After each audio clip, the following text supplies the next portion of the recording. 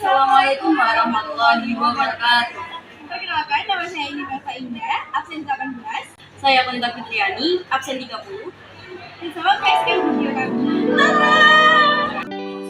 Halo semuanya, di sini saya dan rekan saya akan menjelaskan tentang biografi Bung Tomo. Yang pertama yaitu ada biodata, pendidikan, perjalanan hidupnya, keteladanan tokoh Bung Tomo, dan yang terakhir ada pengaplikasian keteladanan terhadap diri sendiri. Langsung saja kita ke materi yang pertama yaitu biodata dari Bung Tomo. Nah, Tomo dikenal dengan nama Bung Tomo ini lahir di Surabaya pada tanggal 3 Oktober 1920. Ayahnya ini adalah karyawan Cipto Widodo dari keluarga kelas menengah. Ia pernah bekerja sebagai pegawai pemerintahan, sementara ibunya pernah menjadi distributor lokal perusahaan mesin jahit. Bung Tomo ini dibesarkan dalam keluarga kelas menengah dan juga keluarga yang sangat menghargai dan menjunjung tinggi pendidikan. Bung Tomo juga mengaku mempunyai hubungan darah dengan beberapa pendamping dekat Pangeran Diponegoro.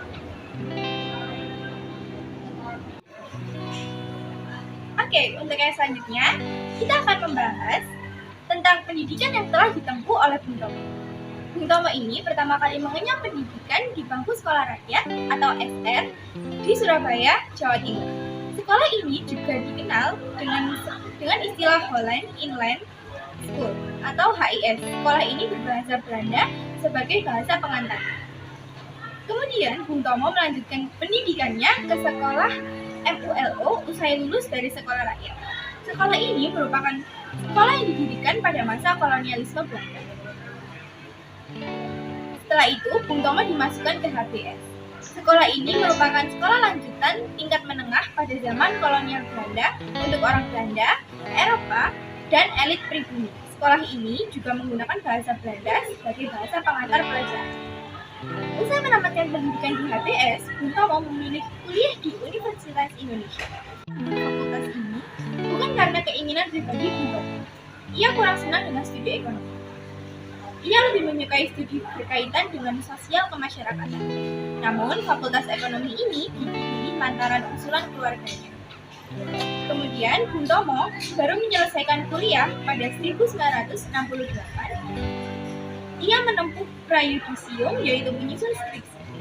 Ia menyusun skripsi cukup lama karena kesulitan menemukan bahan dan data, sehingga baru bisa menyelesaikan kuliahnya dan dinyatakan lulus pada 1969. Waktu itu, pada masa-masa setelah proklamasi kemerdekaan, suasana di Surabaya itu sangat mencekam setelah Jepang menyerah pada sekutu tentara Inggris yang tergabung dalam Allied Force Netherlands as Inggris, atau yang disebut juga dengan AFNI, datang ke Surabaya dengan tentara Netherlands Indian Civil Administration atau yang biasa disebut dengan MICA. Misi tentara sekutu ini adalah melalui tentara Jepang dan memulangkan mereka ke negaranya. Namun, pemimpin Inggris, Brigadir Jenderal Malabi, terbunuh karena tembakan seorang pemuda Indonesia. Situasi ini memancing konflik yang lebih runcing. Inggris mengultimatum pada Indonesia untuk menyerahkan senjata pada 10 November untuk ditanggapi lagi dengan perlawanan. Inilah puncak pertempuran Surabaya. Dalam pertempuran itu, Bung Tomo terus menggelorkan semangat rakyat untuk menantang penjajah.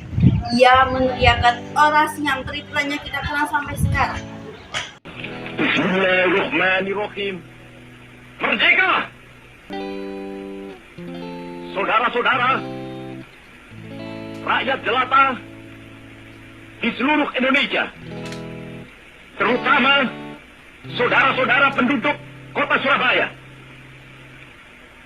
kita semuanya telah mengetahui bahwa hari ini tentara Inggris telah menyebarkan pamflet-pamflet yang memberikan suatu ancaman kepada kita semua. Kita diwajibkan untuk dalam waktu yang mereka tentukan menyerahkan senjata-senjata yang telah kita rebut dari tangannya tentara Jepang.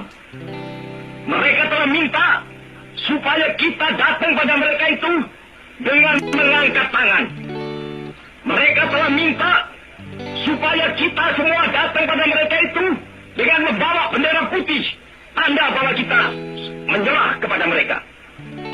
Saudara-saudara, di dalam pertempuran yang lampau, kita sekalian telah menunjukkan bahwa rakyat Indonesia di Surabaya, pemuda-pemuda yang berasal dari Maluku, pemuda-pemuda yang berasal dari Sulawesi, pemuda-pemuda yang berasal dari Pulau Bali, pemuda-pemuda yang berasal dari Kalimantan, pemuda-pemuda dari seluruh Sumatera, pemuda Aceh, pemuda Tapanuli, dan seluruh pemuda Indonesia yang ada di Surabaya ini, di dalam pasukan-pasukan mereka masing-masing, dengan pasukan-pasukan rakyat yang dibentuk di kampung-kampung, telah menunjukkan satu pertahanan yang tidak bisa dijebol, telah menunjukkan satu kekuatan sehingga mereka itu terjepit di mana-mana. Hanya karena taktik yang licik daripada mereka itu, saudara-saudara, dengan mendatangkan presiden dan pemimpin-pemimpin lainnya ke Surabaya ini, maka kita tunduk untuk memberhentikan pertempuran. Tetapi pada masa itu mereka telah memperkuat diri, dan setelah kuat, sekarang inilah keadaannya. Saudara-saudara, kita semuanya, kita bangsa Indonesia yang ada di Surabaya ini, akan menerima tantangan tentara Inggris itu. Dan kalau pimpinan tentara Inggris yang ada di Surabaya ingin mendengarkan jawaban rakyat Indonesia, ingin mendengarkan jawaban seluruh pemuda Indonesia yang ada di Surabaya ini, dengarkanlah ini, tentara Inggris. Ini jawaban kita. Ini jawaban rakyat Surabaya. Ini jawaban pemuda Indonesia kepada kau sekalian. Hei, tentara Inggris, kau menghendaki bahwa kita ini akan membawa bendera putih untuk takut kepadamu. Kau menyuruh kita mengangkat tangan datang kepadamu. Kau menyuruh kita membawa senjata-senjata yang telah kita rampas dari tentara Jepang untuk diserahkan kepadamu. Tuntutan itu, walaupun kita tahu bahwa kau sekalian akan mengancam kita untuk menggempur kita dengan seluruh kekuatan yang ada, tetapi inilah jawaban kita. Selama banteng-banteng Indonesia masih mempunyai darah merah yang dapat membuat setarik kain putih, merah dan putih, maka selama itu tidak akan kita mau menyerah kepada siapapun juga. Saudara-saudara rakyat Surabaya, siaplah, keadaan genting. Tetapi saya peringatkan sekali lagi, jangan mulai menembak. Baru kalau kita ditembak, maka kita akan ganti menyerang mereka itu. Kita tunjukkan bahwa kita ini adalah benar-benar orang yang ingin merdeka. Dan untuk kita, saudara-saudara, lebih baik kita hancur daripada tidak merdeka. Sebelum kita tetap merdeka atau mati. Dan kita yakin, saudara-saudara, pada akhirnya pastilah kemenangan akan jatuh ke tangan kita. Sebab Allah selalu berada di pihak yang benar. Percayalah, saudara-saudara, Tuhan akan melindungi kita sekalian. Allahu Akbar, Allahu Akbar, Allahu Akbar. Merdeka! Siapa yang tak kenal Bung Tomo? Pahlawan nasional yang pidatonya dapat mengobarkan semangat para pejuang dalam mempertahankan kemerdekaan Indonesia. Sutomo, atau lebih dikenal Bung Tomo, adalah satu dari deretan pahlawan berjasa pada kemerdekaan, seperti Thomas Matulesi, Ki Hajar Dewantara, Pangeran Diponegoro, Pangeran Antasari, dan Tuanku Imam Bonjol. Bung Tomo berperan besar dalam pertempuran 10 November 1945, di saat rakyat Surabaya berjuang melawan Belanda. Sosoknya dikenal sebagai seorang patriot yang berani melawan penjajah dan berjuang di jalur agitasi dan propaganda. Dengan pidatonya, Bung Tomo berhasil membangkitkan semangat para pejuang yang sedang bertempur di medan laga Surabaya. Ini dia naskah pidato legendaris dari pahlawan bangsa Bung Tomo. Tepat pada 10 November 77 tahun silam, dengan suara lantang Bung Tomo berteriak merdeka, dan rakyat Indonesia pun seketika berkobar semangat juangnya. Nah, itulah tadi adalah sebuah orasi dari Bung Tomo. Kata-kata itu terus memantikkan keberanian pada para pejuang. Puncak pertempuran itu yang terjadi pada 10 November, kini kita kenal sebagai Hari Pahlawan. Nah, yang selanjutnya adalah keteladanan yang dapat kita ambil dari tokoh Bung Tomo ini adalah beliau ini sangat memprioritaskan pendidikan. Meskipun Bung Tomo lahir dan tumbuh dalam keadaan yang sulit, hal tersebut tidak menyurutkan semangatnya untuk tetap mengenyam pendidikan. Yang kedua, beliau berani bersuara dalam kebenaran. Bung Tomo sudah tidak diragukan lagi orasi-orasi dan semangatnya dalam menyuarakan kebenaran. Sejak duduk di bangku kuliah, Bung Tomo aktif dalam menulis surat dan mengangkat isu-isu di sekitarnya. Yang ketiga, memiliki jiwa kepemimpinan. Jiwa kepemimpinannya dapat dilihat dari sikapnya yang senantiasa bertanggung jawab dan berani menyuarakan kebenaran.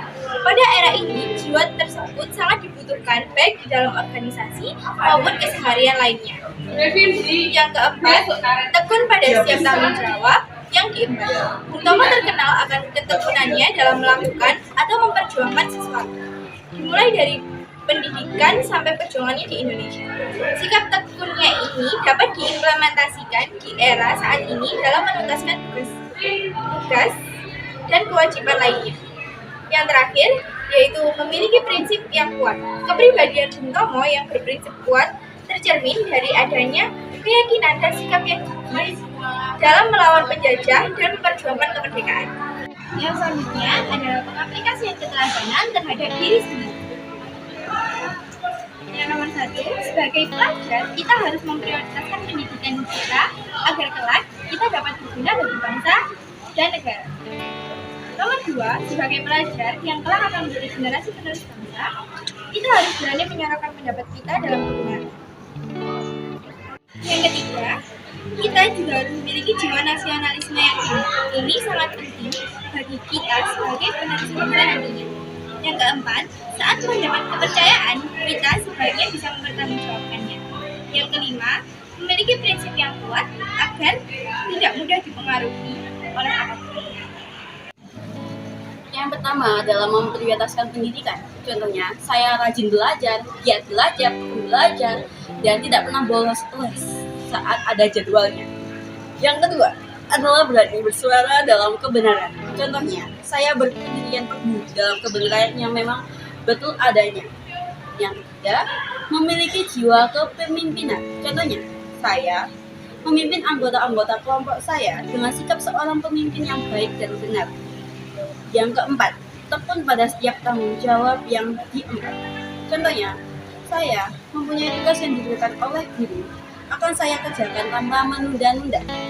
Yang terakhir, memiliki prinsip yang kuat.